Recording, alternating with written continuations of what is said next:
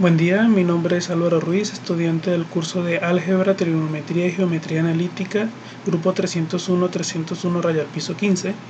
El ejercicio que voy a exponer es el ejercicio número 25 de la guía, el cual nos dice que un globo aerostático se encuentra suspendido en el aire entre los puntos A y B. La distancia entre ellos es de 8.4 millas, nos dan los ángulos y debemos conseguir la altura que se encuentra el globo del suelo. El diagrama, acá tenemos un diagrama en el cual se puede ver la horizontal o el eje de referencia del globo aerostático, los puntos A y B, la proyección de los vértices hacia el globo aerostático y los ángulos de estas proyecciones al horizontal, y nos piden hallar la altura. Antes de continuar con el procedimiento para resolver el ejercicio, un par de notas.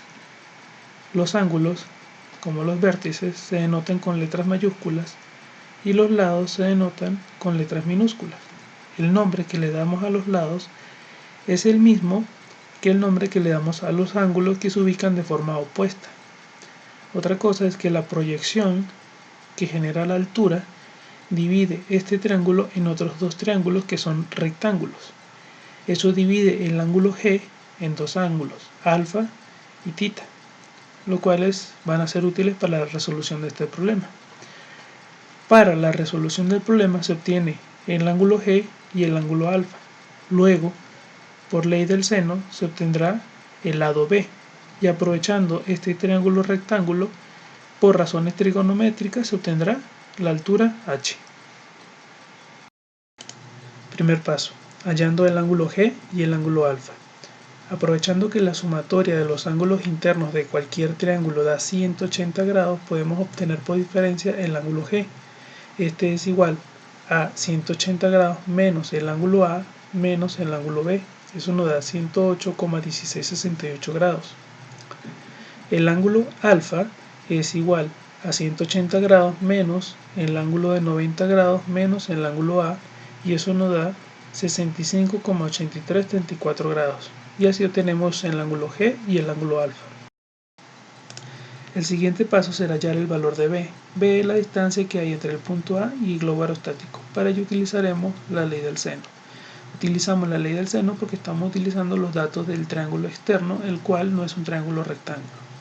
Cabe recordar que cuando le damos el nombre a un lado, este debería ser el mismo nombre que le damos al ángulo que esté inmediatamente al frente u opuesto, formando así una pareja.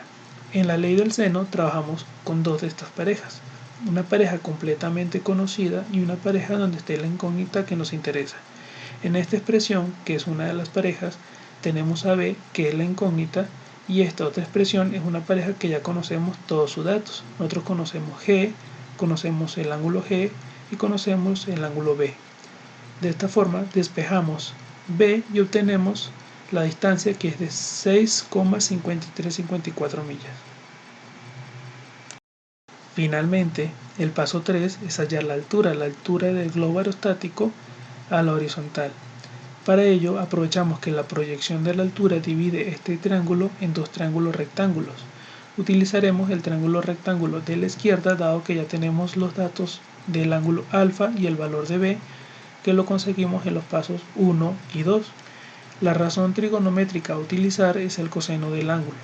El coseno del ángulo es igual a cateto adyacente sobre hipotenusa, donde el cateto adyacente al ángulo alfa es la altura, que es el dato que nos interesa. Despejamos la altura y tenemos un valor de 2,675 millas. Y esa es la resolución del problema. Rápidamente quiero explicar la lógica de cómo demostrar este ejercicio en GeoGebra. Es insertar o generar un segmento de línea que mide 8.4 unidades. Luego, parándonos en el vórtice A, así lo llamé, se genera un ángulo dada su amplitud. Eso quiere decir que insertamos un ángulo en sentido horario y nos genera esta recta. Luego nos paramos en B, le decimos que a partir de un ángulo que yo ya conozco, que de 47,66 grados, me genere una recta, y me genera esta recta que está acá. La intersección de ambas rectas es donde estaría ubicado el globo aerostático. Luego, fácilmente podemos crear un segmento desde el globo hasta el suelo y medir su distancia. Y así obtendríamos la altura desde GeoGebra. Muchas gracias.